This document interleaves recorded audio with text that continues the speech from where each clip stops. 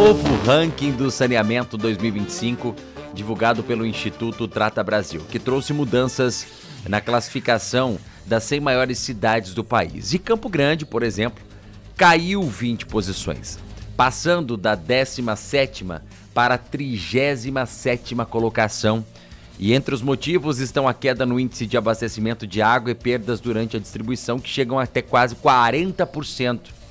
Para a gente entender melhor esse resultado dos estudos, os desafios estruturais e o que precisa avançar até 2030, o microfone aberto conversa agora remotamente com o coordenador de Relações Institucionais do Instituto Trata Brasil, André Machado. André, muito bom dia, bem-vindo aqui ao microfone aberto.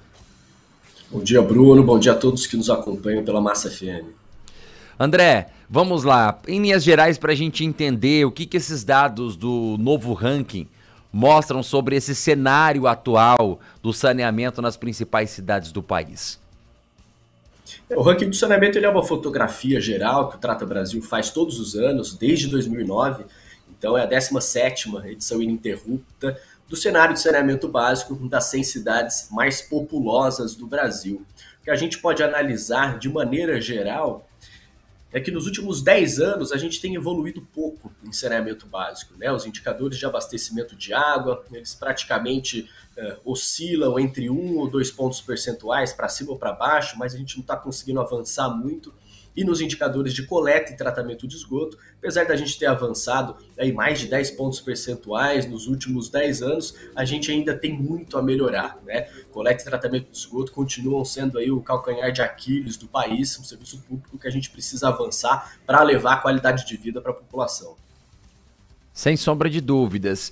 Bom, você traz aí dados, então, nessa leitura de que nos últimos 10 anos a gente avançou mais pouco, né, em relação ao saneamento. Quais áreas aí dos municípios, quais áreas do país como um todo, né, e os municípios que estão evoluindo melhor nessa percepção? O que a gente vê na parte de cima da tabela, né, nos municípios de destaque positivo, é que existe uma certa concentração desses municípios aí nas macro-regiões Sudeste, Sul, né? Nas 20 primeiras colocações a gente tem muitos municípios do estado de São Paulo, né? 9 municípios aí do estado de São Paulo, 5 municípios do Paraná, então existe essa concentração aí dos indicadores, né? De maneira geral, são regiões onde os municípios têm uma boa capacidade de investimento, né, onde as prefeituras, digamos assim, já colocaram na agenda pública a prioridade no investimento em saneamento básico. Então, a gente consegue observar aí ao longo dos anos essa concentração positiva nos municípios dessas regiões. Certo. E quais as regiões aí que vocês perceberam nesses dados, nessa pesquisa, que tiveram aí uma estagnação, uma retração, né, em relação ao avanço da rede de saneamento? Na contramão, então, né, nas 20 piores colocações, que a gente vai observar, infelizmente, é uma concentração de municípios das macro-regiões Norte e Nordeste. Historicamente, aí as regiões também, ao contrário, né, do que eu havia observado nos municípios que estão no topo da tabela, são municípios com menor capacidade de investimento, né? O saneamento ainda não está ocupando essa agenda de prioridades. A gente vê um pior indicador de cobertura de saneamento básico, né? São municípios e regiões, de maneira geral, em que coleta e tratamento de esgoto, por exemplo, em alguns casos não chegam a 20%. Né? Então, são desafios bastante grandes. O abastecimento de água também não está consolidado, indicador de perdas de água muito alto, né? Então trazendo impactos aí para o meio ambiente, ineficiência no serviço.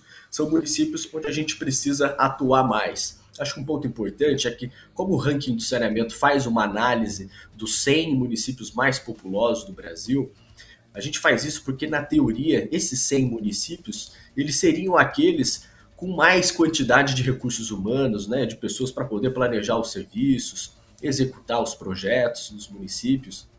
Na teoria, são também esses os maiores, né, aqueles que têm maior arrecadação de impostos, Então, eles têm maior reserva, maior disponibilidade financeira para poder implementar as políticas públicas. Então, quando a gente observa indicadores de saneamento básico tão aquém do necessário, é preciso a gente se perguntar por que o saneamento básico não está nessa ordem do dia, né, das prioridades, para que a gente possa avançar enquanto país nesse serviço público tão importante. Né? A gente está falando de abrir a torneira em casa, ter água potável, água em quantidade e na qualidade necessária para a gente desenvolver todas as tarefas do dia. Né? A gente está ali falando de coleta de esgoto, né? Para que a gente não tenha que conviver com esgoto a céu aberto, lixo passando na porta de casa, né? E podendo trazer o risco aí de doenças, né? Tratamento desses esgotos para a gente proteger os nossos mananciais, rios, as fontes originárias de água. Então é importante a gente ter isso em mente para poder avançar.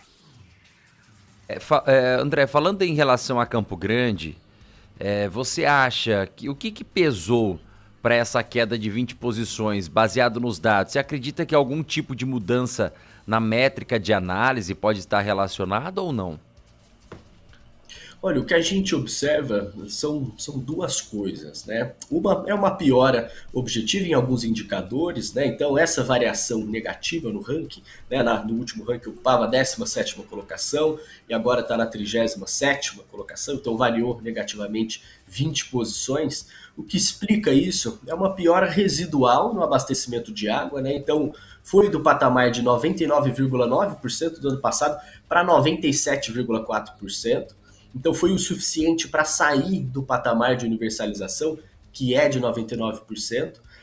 E aí, por conta disso, passou a não ter a nota máxima nesse quesito, né?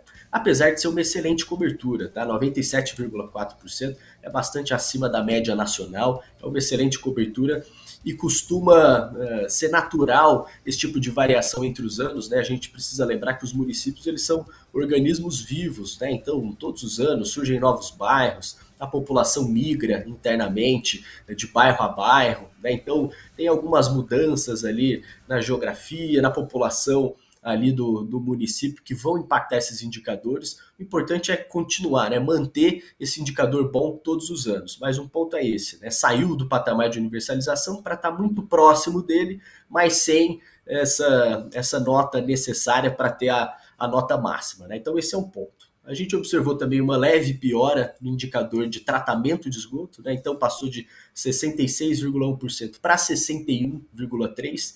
Também é uma piora residual, não é tão acentuada, mas já é o suficiente para também cair um pouco a nota nesse quesito. E o último fator que explica é esse indicador de perdas de água na distribuição.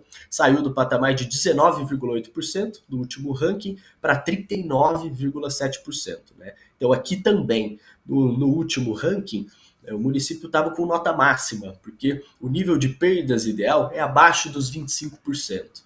Essa é a meta nacional. Então, como estava 19,8%, recebia a nota máxima nesse quesito. Agora, com 39,7%, né, aqui uma piora já bastante acentuada, a nota piorou bastante nesse indicador. Né? Então, acho que o conjunto desses três indicadores foram o que fez o município perder essas posições no ranking. Né? Então, vale destacar também, né, no aspecto metodológico, que esse ranking ele está baseado nos dados coletados pelo Sistema Nacional de Informações sobre Saneamento, que é o SINISA.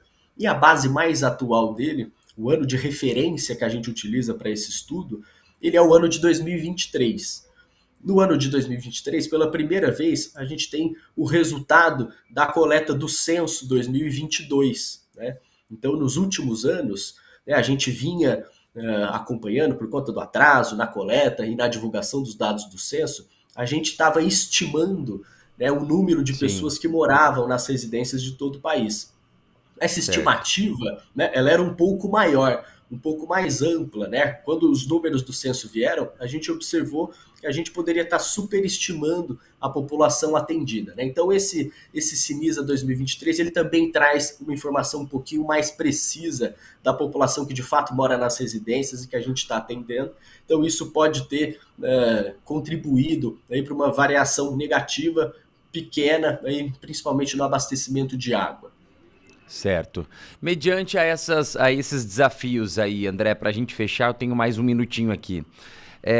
A meta da universalização do saneamento é até 2033. Você acha que isso está muito distante de acontecer? Você acha que o país, como um todo, está indo para o caminho certo ou a rota precisa ser reajustada para alcançar esse objetivo?